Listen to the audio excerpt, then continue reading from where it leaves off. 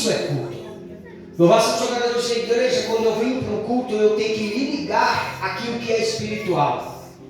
Louvado seja o Senhor, Deus, foi o que o Rubens pregou aqui, irmão, na palavra introdutória. Buscar primeiro as coisas de cima e as demais coisas serão acrescentadas. Quando eu me ligo com as coisas de cima, o céu se move a meu favor aqui na terra. Verdade. Pastor, e como é que eu me ligo com as coisas do céu? É na adoração. É quando eu clamo ao Senhor, é quando eu oro ao Senhor. E aqui no livro de Efésios, capítulo 3, versículo 14, Paulo vai nos falar sobre isso. O propósito do livro de Efésios, capítulo 3, verso 14, vai nos falar de oração. O que é oração? Se eu perguntasse para alguém aqui, você sabe o que é oração? O que é orar, Rubens? Conversar com Deus. Orar é só falar minha necessidade e pronto? Não. Orar significa conversar com Deus. A oração teve uma necessidade tão grande na vida dos discípulos, irmão, que isso incomodou eles. A Bíblia mesmo vai dizer que o discípulo vem dos discípulos de João Batista orando. Eles vão chegar até Jesus e dizer: Jesus, os discípulos de João Batista oram, nos ensina a orar. E Jesus vai ensinar eles a oração dominical. Quem lembra da oração dominical? Pai nosso que está no céu, santificado seja o teu nome. Venha a nós o teu reino, seja feita a tua vontade. Então lá no livro de Tiago, se não me falha a memória, capítulo 2 ou 3 ou 4, Tiago vai dizer que quando nós estamos em dias de angústia, que nós viemos apresentar as nossas dificuldades em oração e em clamor. Eu faço glória a Deus, louvado seja o Senhor, Deus, é quando eu levo, Tiago vai me ensinar isso, que quando nós estamos ansiosos, que nós viemos fazer, que o Senhor venha conhecer as nossas necessidades em oração. Só que no livro de Efésios, capítulo 13, verso 14, Paulo ele vai dizer assim: por esta causa eu me ponho de joelho. Pastor, que causa é essa?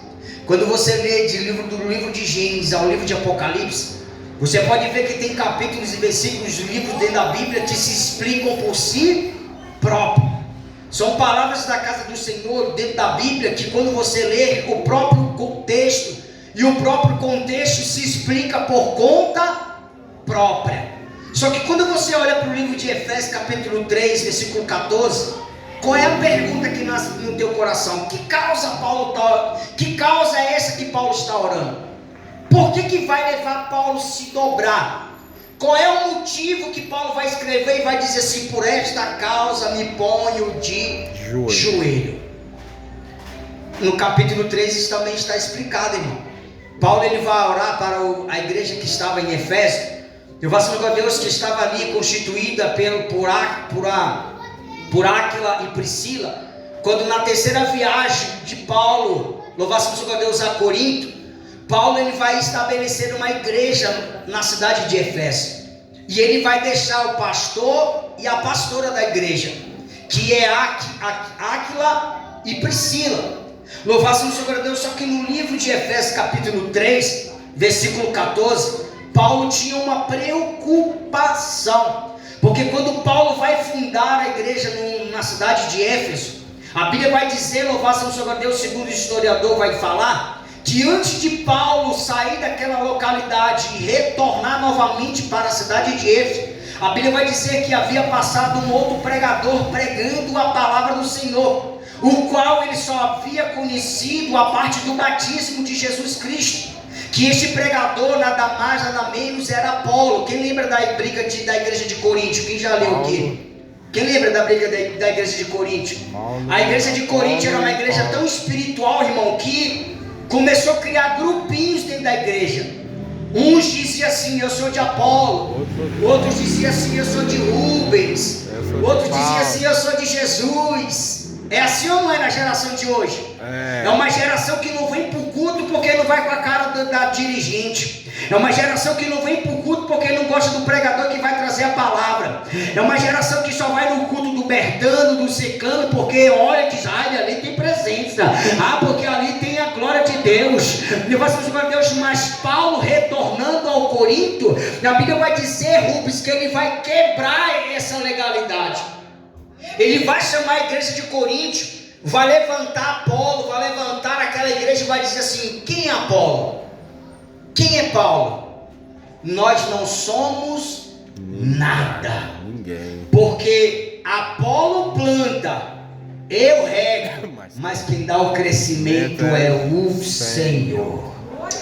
Tem gente que não entendeu. Glória a Deus. Então hoje tem uma geração, irmão, que não quer ser participante de culto. Por quê? Porque acha que quem está na frente da obra vai ganhar a posição. Eu não vou ajudar Rubem porque ele está na frente.